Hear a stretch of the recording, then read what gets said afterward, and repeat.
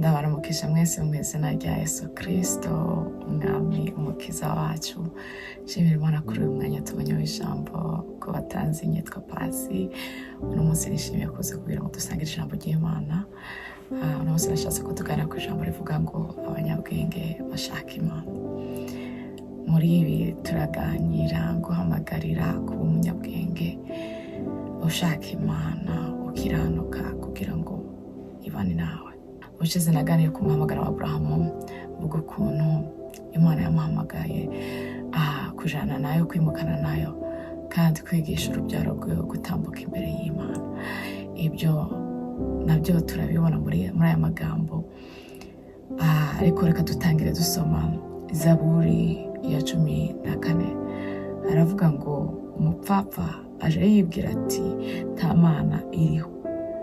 Kubera ibyo barononekaye, bakoze imirimo yo kwangwa urunuka. Ntawe ukora ibyiza. Kubera iki umupfapfa yibwira ko nta Mana iriho? Uwiteka yarebye abantu ari mu ijuru kugira ngo amenye yuko hari abanyabwenge. Amenye yuko hariho abanyabwenge, amenye yuko harimo abanyabwenge bashaka Imana. Bose barayobye, bose bandurijwe hamwe, ntawe ukora ibyiza n'umwe. Mbese inkozi z'ibibi zose nta bwenge zifite? Ntabwo, kuko ubwenge nyakuri bushingiye mu gitinyiro cy'Imana. Inkozi z'ibibi zose nta bwenge zifite kuko zitubaha Imana. Mbese inkozi z'ibibi zose nta bwenge zifite kuko barya abantu banje kuko barya umutsima kandi ntibambaze Uwiteka. Nta bwenge bafite kubera bakora ibi. Bigaragaza ubwenge buke ko batubakiye ku Mana. Iki ni ikibazo gishaka kugaragaza ububi bwo kugomera Imana butuma tubura ubwenge. Mbese inkozi z'ibibi zose nta bwenge zifite.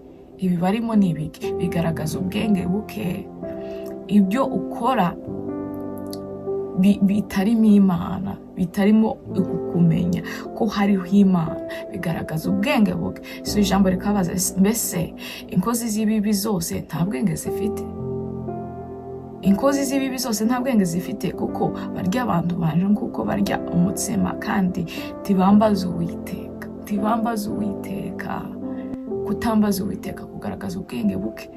Aho ngaho bahagiriye ubwoba bwinshi kuko Imana iri mu bwoko bw'abakiranutsi. Nta handi Imana iri. Nta handi Imana iri. Nta handi Imana iri. Imana iri mu bwoko bw'abakiranutsi. Umunyabwenge ashaka Imana. Umunyabwenge yige gukiranuka kuko nta handi Imana iri. Imana iri mu bwoko bw'abakiranutsi. Kuko umupfapfa aje yibwira ati nta Mana iriho, byatumye yononekara agakora imirimo yose yangwa urunuka. Muri abo bibwira ko Imana itariho, ntawe ukora ibyiza.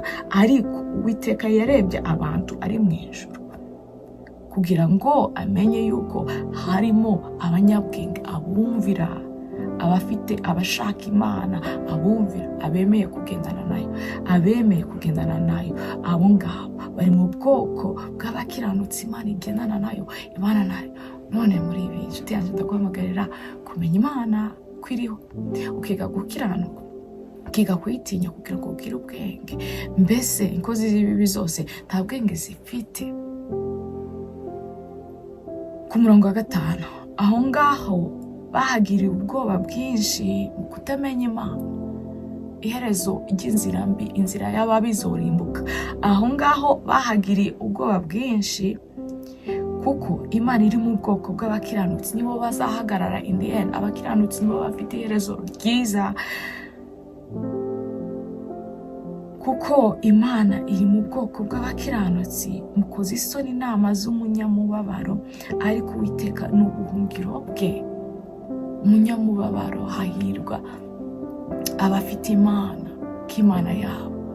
Iyo baca mu mwijima babera umuco. Ariko Uwiteka n'ubuhungiro bwe, icamba agakiza k'Abisiraheli, k'abanyabwenge, k'abakiranutsi, kabemeye kugendana nayo, kabemeye kumvira, kabafitanye Imana, bafitanye isezerano n'Imana. Icamba icampa agakiza k'abamenye Imana, k'abafite ubwenge, k'abashaka Imana, icampa agakiza k'abashaka Imana, icampa agakiza ka Isirayeli kabitondera iby'Imana, icampa agakiza k'Abayisirayeli kakaba kavuye i Siyoni. Nibwo Abayakobo bazishima, Abisirayeli bazanezerwa. Icampa agakiza k'Abisirayeli kabumvira, kakaba kavuye i Siyoni. Uwiteka nasubizayo ubwoko bwe bwajanyweho iminyago, nibwo Abayakobo bazishima, Abisirayeli bazanezerwa. Imana izotubera agakiza nituyumvira, tukitonda, tukaba abanyabwenge. Amaso yayo izi, amaso y'Uwiteka ari igitsure cy'Uwiteka kiri ku nkozi z'ibibi, ariko amaso y'Uwiteka ahora ku bakiranutsi, kuko Uwiteka ari mu bakiranutsi, kuko Imana iri mu bwoko bw'abakiranutsi.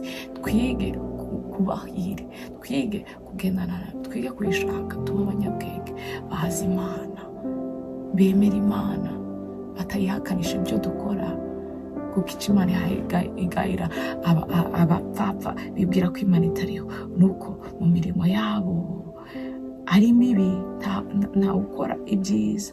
Ibyo imirimo yabo niyo kwanga urunuka, barononekaye. Imana itubabarire. Noneho Imana kuri iki gice cya 14 kiravuga ubupfu bw'abagomeye Imana, batazi Imana, bayanze kubera imirimo bakora, bibwira ko Imana itariho, ari byo bitekerezo byabo, kuko ari byo bitekerezo byabo byo kwibwira ko Imana itariho. Buzuye ubupfu, ntibashaka Imana, nta bwenge bafite bwo gushaka Imana. As a result, Imana ntibarimo, kuko Imana iri mu bwoko bw'abakiranutsi.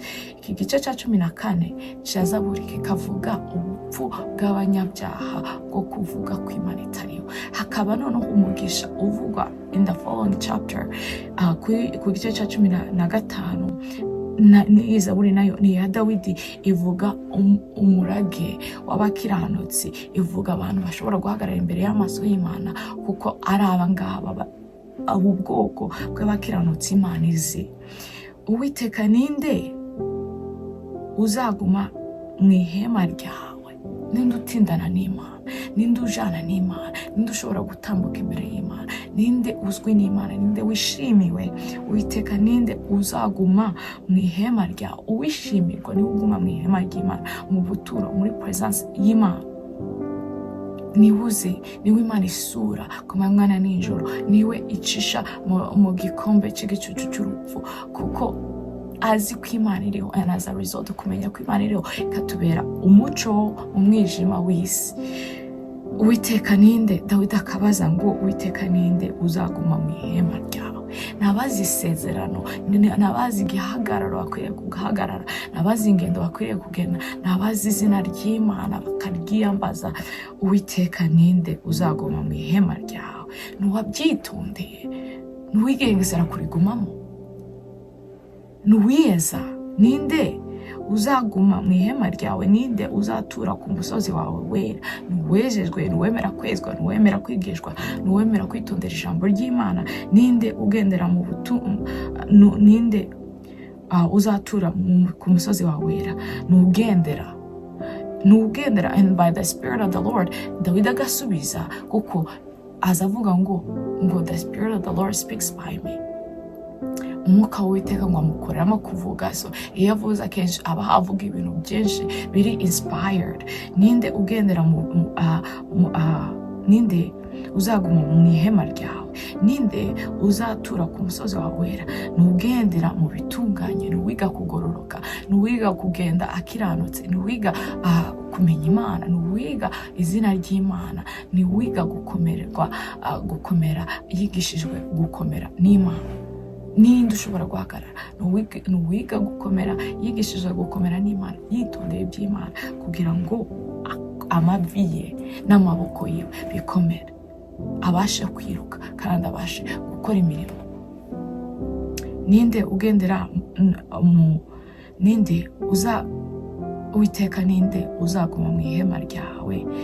Ninde uzatura ku musozi wawe wera? Nugendera mu bitunganye, agakora ibyo gukiranuka, abyitondeye, kandi atinya Imana, yifuza kubyirukankamo kugira ngo asohoze icyo yatumwe, icyo ahamagarirwa kwibuka mu gihe cye. Ninde ugendera mu bitunganye agakora?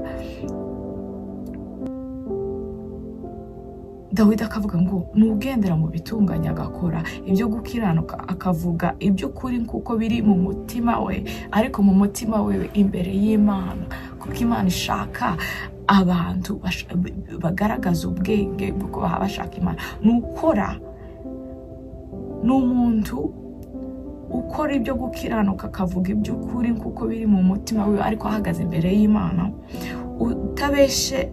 utabeshesha abandi ururimi rwe, ntagirire nabi mugenzi we, ntashyushye inkuru y'umuturanyi we, nta exaggerative ngo azoza akuze ibintu bidashushanya uwundi muntu neza, ngo yurizeho amagambo atari mu kuri, atari ku rugero, kuko iby'Imana biba biri ku rugero. So mu gukiranuka, dushaka gukiranuka nuko tugera ku munzani Imana ishaka ko tuhagarara, ikatwemera yuko dushitse, kandi cyane cyane n'umutima ishaka ukwemera kwigishwa ibyo gukiranuka, iby'ukuri, ibyo kwatura neza, ibyo kugendera mu mucyo, kuko turabana b'umuco, n'uwemera kuba umwana wabyawe n'umuco, kandi bikamuranga mu byo akora, mu byo avuga, mu shusho n'igihagararo, yemerwe n'Imana kandi ashimwe n'abantu, kuko niba mubona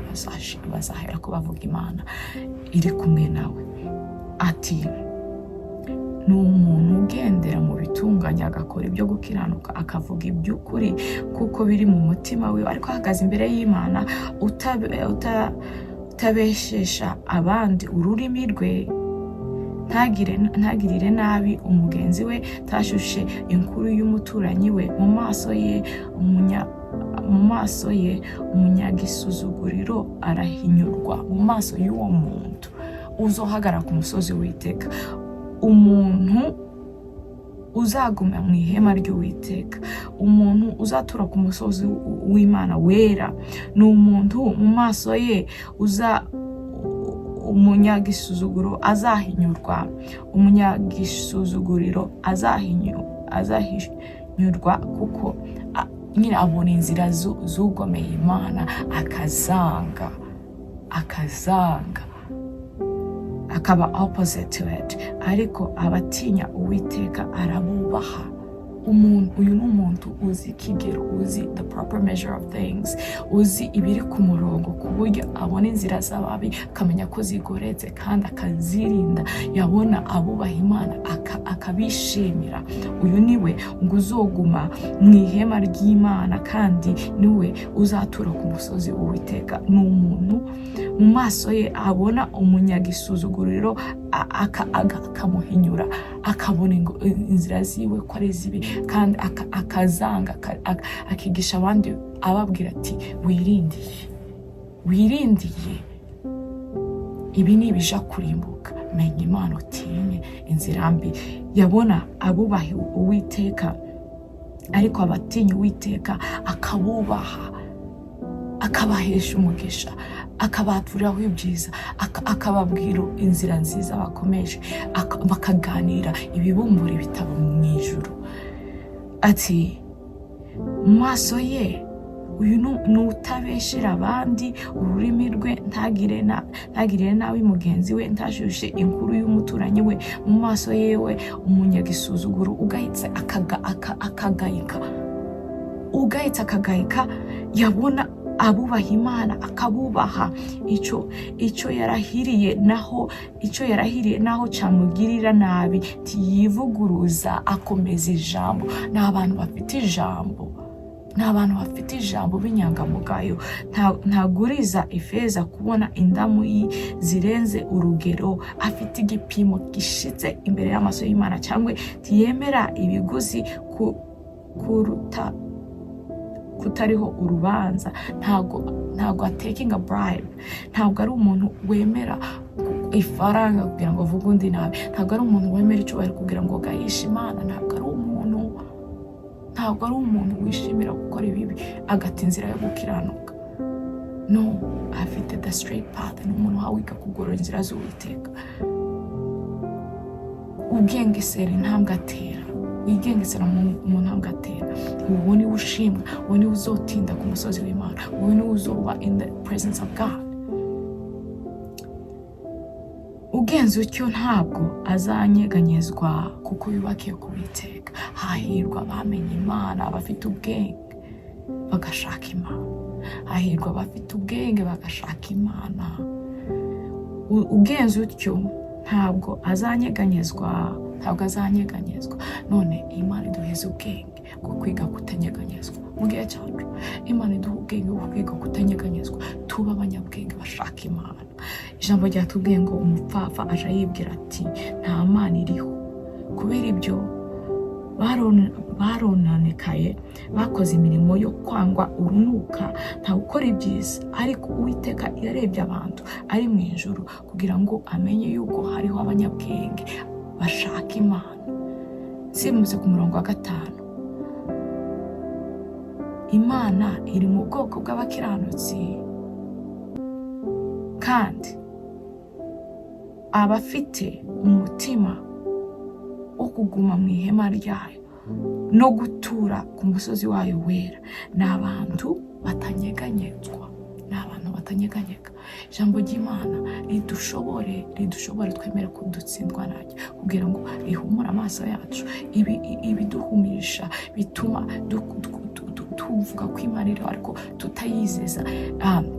Ibyo dukora ngo tugorore inzira zacu, tubabarirwa ariko twiga ubwenge bwo gushaka Imana duti. Bibiliya zitubwira ngo Nowa yagiriye umugisha ku Mana kuko yamenye ko iriho mu gihe cye, aho abandi bari bagoretse inzira. Nowa yagiriye umugisha ku Mana, he had the favor of God, kubera iki yirinze ubugome ngo ibicumuro byinshi byari biriho mu gihe ciwe. And at the same time, natwe duhamagarirwa kwizera Imana, tukagiraho umugisha, tukera imbuto zituruka mu gitinyiro cyayo, mu kuyimenya, kumenya izina ry'Imana akaba aryo dushira imbere, tugashira imbere, tukitondera ijambo ryayo. Ibyo ngibyo bituma tuba abanyabwenge, bagaragaza ko dushaka Imana, tutihakana. Ngo unesha azoragwa byose, twihakana Imana kugira ngo duhabwe umugisha wayo. Iyo usomye igice cya Yeremiya 17, muri Yeremiya 17 tubona imvuguro isa gutya. Umurongo wa 5, uku niko Uwiteka avuga ati havumwe umuntu wiringira undi muntu akishima amaboko ye, mu mutima we akimura Uwiteka. Azaba ameze nk'inkokore yo mu butayu, kandi icyiza n'ikiza ntazakibona. Icyiza n'ikiza ntazokibona. Kwige ubwenge bwo gushaka Imana, kuko Bibiliya iravuga ngo ukuri k'Uwiteka avuga ati havumwe umuntu wiringira undi muntu akishima amaboko ye, ntiyubakire ku Mana, ntatinye Imana ngo ayirutishe byose, umutima we akimura Uwiteka. Uyu muntu ngo afite umuvumo. Imana itubabarire. Azaba ameze nk'inkokore yo mu butayu, kandi inkokore, I think it's a shrub, ni igiti gikurira mu butayu ariko cumye, kidafite amazi. Igiti gikurira mu butayu ariko cumye, kidafite amazi, kituhirwa. Ariko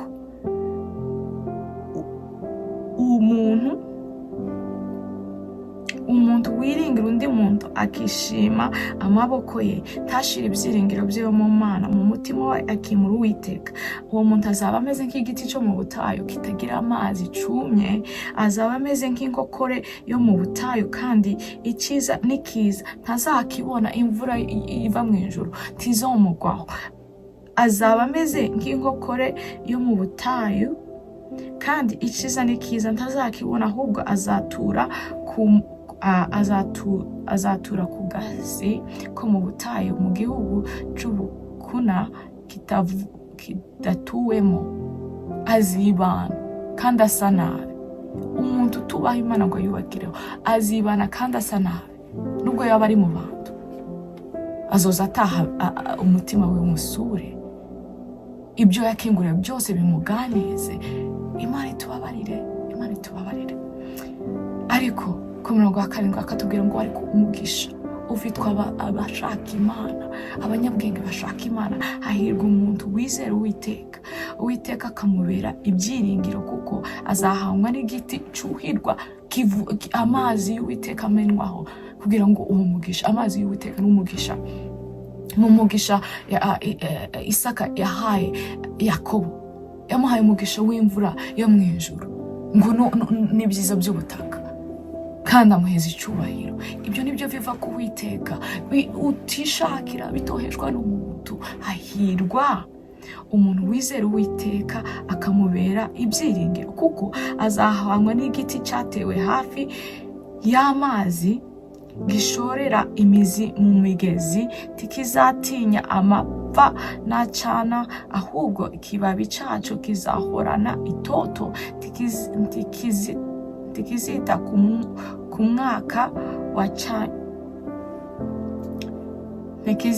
ku mwaka wacanywemo amapfa, kandi ntikizareka kwera imbuto zacu, kuko gifite umugisha ku Mana. Hahirwa umuntu witondera ijambo ry'Imana. Zaburi ya mbere. Hahirwa umuntu, ahasoma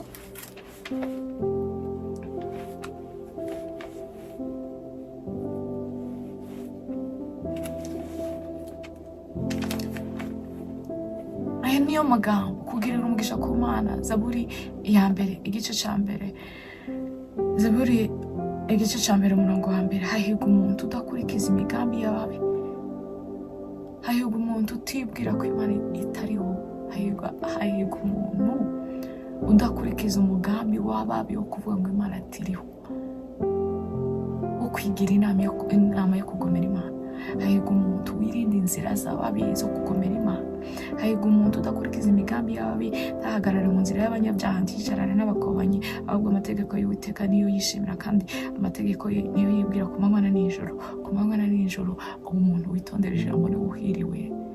Ku manywa na nijoro umuntu witondera izina ry'Imana niwe uhiriwe. Ku manywa na nijoro umuntu ufite ubwenge bw'igitinyiro cy'Imana niwe uhiriwe. Uwo azahangwa n'igiti cyatewe hafi y'umugezi. Uwiringira Uwiteka twahasomye muri Yeremiya ngo hahirwa umuntu wizera Uwiteka, Uwiteka akamubera ibyiringiro. Uwo azahangwa n'igiti cyatewe hafi y'umugezi, cyera imbuto zacu igihe cyacu, ibibabi byacu ntibyuma, kizakora cyose kizamubera cyiza. Ababi ntibamera batyo, ntibamera batyo.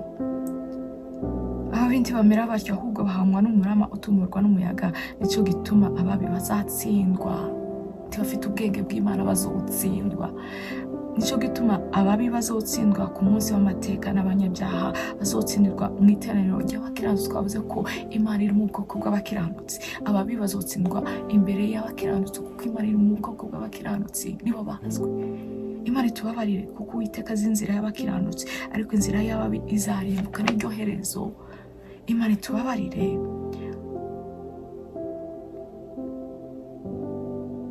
None Uwiteka byiringiro bya Isirayeli, abakwimura bose bazakugwa n'isoni. Reka ndangirize kuri Yeremiya 14 umurongo wa 13. Haravuga ngo Uwiteka byiringiro bya Isirayeli, abakwimura bose bazakugwa n'isoni.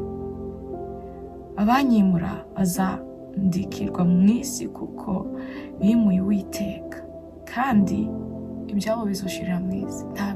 Ibyabo bizosha, abimura Imana ibyabo bizosha,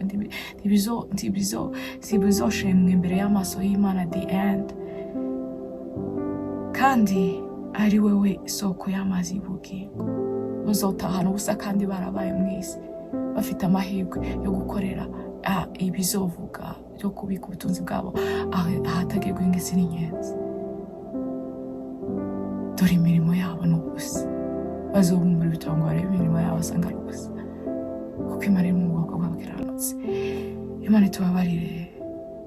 None inshuti yanje, ugirire umugisha ku Mana, kuko ijambo ryatubwiye ngo hahirwa umuntu wizera Uwiteka, Uwiteka akamubera ibyiringiro, kuko Uwiteka uwo muntu azahamwa n'igiti cyatewe hafi y'amazi gishorera imizi mu migezi, ntikizatinya amapfa nacana, ahubwo ikibabi cyaco kizahorana itoto, ntikizita ku mwaka wacanwemo amapfa, kandi ntikizareka kwera imbuto zaco, kuko Imana yagihaye umugisha. Rero tugire ubwenge bwo gushaka Uwiteka. Ijambo